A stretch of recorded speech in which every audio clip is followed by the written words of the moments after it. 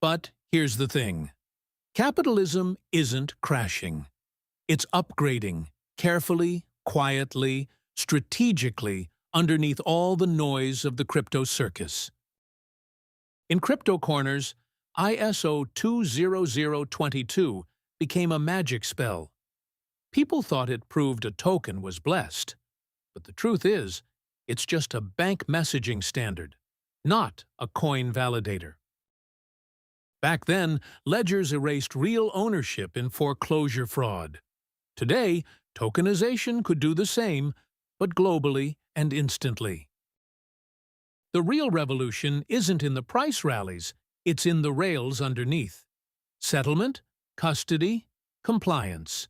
This is where the true power now resides. This has been the stalling strategy of Wall Street in order to gain their position. When you tokenize Russell 1000, NASDAQ, New York Stock Exchange, and S&P 500 stocks and treasuries, it transforms crypto from a Wall Street casino into a whole new form of property representation. That's exactly what is going on deep behind the scenes right now. When the DTCC and NASDAQ recognize tokenized stocks as legally valid, they don't just list assets, they certify reality itself. The New York Stock Exchange, the Chicago Board of Trade, and others are following in suit. Congress drafted the Clarity Act not to lead the charge, but to catch up, regulating a trillion-dollar digital asset market that's already racing ahead in full stride. Despite the Clarity Act stall tactics in Washington, the SEC is already moving forward, writing the rules of the rails. XRP, XLM, HBAR, XDC, and ONDO are not just tickers, they are the rails, bridges, and settlement layers.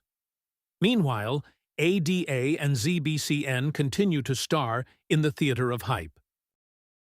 Just last week, behind the scenes, 140 corporate giants like Visa, BlackRock, JP Morgan, and Ripple unveiled Open USD, a shared digital dollar rail designed so that no single player holds the keys. This is what the Wall Street lobbyists were stalling the Clarity Act vote in Congress for. This will give them a strong hand in the new game. Here's the thing. Open USD isn't just a stablecoin, it's a new regulatory endgame. Its design funnels reserve yield to institutions, not users, sidestepping the Clarity Act scrutiny while keeping profits inside the tent. Wall Street needed to make sure they kept control and profit. In the meantime, new standards, law, assets, rails, and narrative layers are quickly clicking into place, quietly assembling a new financial operating system beneath all the noise. In the end, the real battle isn't about price. It's about who holds the power to finalize ownership when ledgers, law, and code all come together. It comes down to who owns and controls the rails. In this new financial world, survival truly depends on seeing past all of the flashy thumbnails or meme coins and matching tickers to the real blockchain plumbing that is being built underneath. Beneath the frenzy of price charts, capitalism is quietly and irrevocably weaving programmable ledgers into the very fabric of its legal and financial systems. Technology is moving much more rapidly than legislation.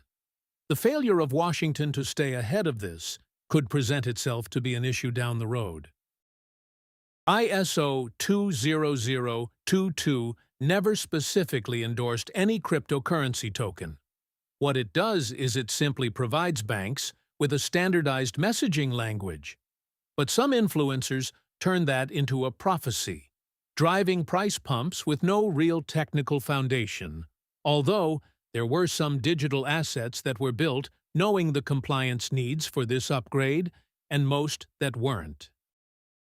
During the 2008 crisis, banks relied on faulty ledgers and fraudulent documents to foreclose on homes they didn't even legally own. And now, tokenized real estate and tokenized contracts all risk automating that same disconnect, but at a global scale.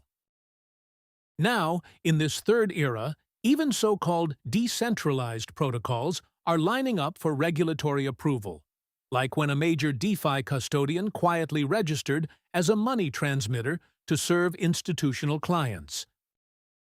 When a Russell 1000 stock becomes a token, the casino turns into a ledger.